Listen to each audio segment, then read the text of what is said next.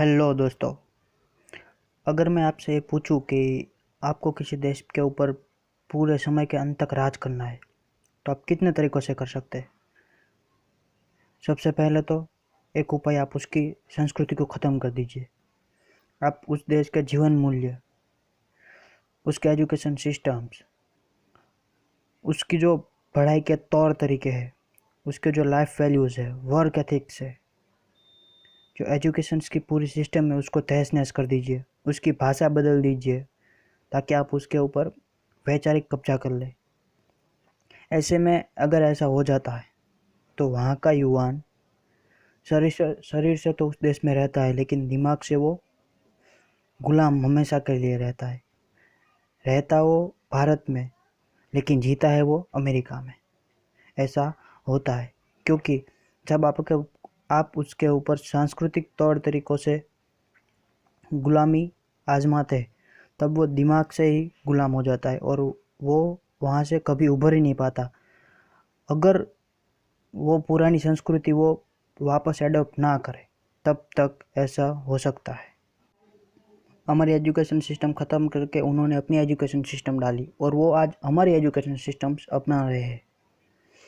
और ऐसा करके उन्होंने हमारे जो नैतिक मूल्य थे उसी को ख़त्म कर दिया। उन्होंने हमें भोग विलास सिखाया, ना कि ध्यान सिखाया, ना कि उपनिषद सिखाए, ना वेद सिखाए, ना हमें पूर्वजों के जो काम है उस पर गर्व करना सिखाया। उसकी बजाय उन्होंने उसको कोसना सिखाया।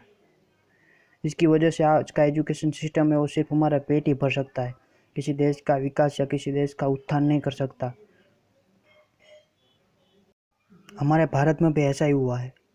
अंग्रेज़ों ने लॉर्ड मैकॉले को ये काम दिया कि वो भारत के ऊपर वैचारिक कब्जा कैसे किया जाए उसका काम संभाले। तो मैकॉले ने उसके पिता को एक पत्र लिखा। उसमें उसने लिखा कि अगर मैंने जो एजुकेशन सिस्टम डाली है भारत में, अगर वो 20 साल तक भी चल जाती है तो भारत समय के अंत तक हमारा गुलाम रहेगा और वहाँ का युवान कभी भी इससे उभर नहीं पाएगा।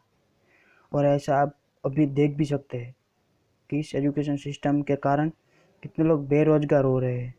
हम अपनी प्रादेशिक भाषा को भूलकर अंग्रेजी के पीछे भाग रहे हैं। अंग्रेजी से कोई दिक्कत नहीं है, लेकिन उसके पीछे जो संस्कृति डाली गई है उससे हमें ज़रूर से ज़रूर दिक्कत होनी चाहिए। क्योंकि इस अंग्रेजी सिस्टम ने हमारी गुरुकुल सिस्टम्स, गुरुकुल परंपराएं, क्लासिकल एजुकेशंस जैसे कि भगवद गीता, वेद, उपनिषद, जो हमें पुराने समय में साइंस से सिखाए जाते थे, ये भगवद गीता, वो सब एक तरीके से साइंस है। तभी तो ओपनहाइमर ने उसमें से एटम बॉम्ब बनाया है। अगर उसमें साइंस नहीं होता तो वो कैसे हो गया। तो इन लोगों ने हम पर ऐसे वैचारिक कब्जा किया हुआ है कि हम उससे कभी उभर ही ना पाए। और भारत उस समय सोने की चिड़िया था, उन्होंने उस सोने की चिड़िया के पर ही कुतर डाले, पूरी संस्कृति को ख़त्म करके। अब हम हमारा क्लासिकल एजुकेशन भूलकर जो वेस्टर्न साइंस है उसकी तरफ भाग रहे हैं, जबकि वेस्टर्न साइंस है वो पूरा का पूरा इंडियन संस्कृति में से, इंडियन एजुकेशन, क्लासिकल एजुकेशंस में ही भरा पड़ा है। उसी में से तो वो रिसर्च अब कर रहे हैं। अगर ऐसा नहीं होता तो जर्मनी में, अमेरिका में, कनाडा, ऑस्ट्रेलिया, फ्रांस, जापान, वहाँ से भगवद गीता क्यों पढ़ाई जाती। इसका मैं आपको एक बहुत अच्छा उदाहरण देता हूँ। जब मुगलों ने हमारे ऊपर हमला किया तो नालंदा यूनिवर्सिटी की लाइब्रेरी को जला दिया, जिसमें 30 लाख पुस्तक थे। अगर उसको हम पर ऐसे ही राज करना होता तो उन्होंने वो 30 लाख पुस्तक क्यों जलाए, जो 2 महीने तक जलते रहे थे, जिसमें वेद, विज्ञान, विचार, फिलोसॉफी, साइकोलॉजी सबके ऊपर पुस्तक थे। इसका मैं विश्व का सबसे बड़ा उदाहरण आपको देता हूँ। देखिए, जापान को तो आप जानते हैं, जिसकी टेक्नोलॉजी सबसे बेहतर है। उसके ऊपर वर्ल्ड वॉर 2 में हिरोशिमा और नागासाकी के ऊपर हमला कर दिया गया। उसके बाद भी जापान फिर से उठ खड़ा हुआ। कैसे, जरा सोचिए तो खरा। उसने अपनी संस्कृति, अपना ज्ञान, सब अपना खान पान सब कुछ बचा के रखा और वैसे संभाल के रखा। और आज देखिए, जापान की कंपनियां दुनिया की टॉप 10 कंपनियों में से आती है। सोनी, निसान, टोयोटा, तोशिबा, सबको आप जानते हो। और हमारा खाना आज क्या है, हम पुराने खाने को भूल गए और बेड को।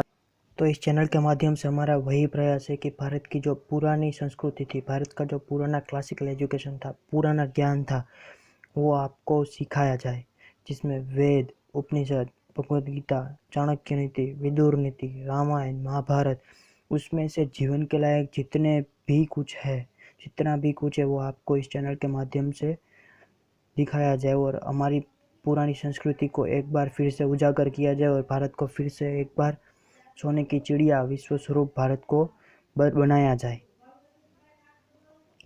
तो अगले वीडियो से हम चाणक्य नीति शुरू करने वाले, उसके एक एक श्लोक के बारे में, उसमें आचार्य चाणक्य क्या कहना चाहते हैं उसके बारे में आपको हम बताने वाले हैं।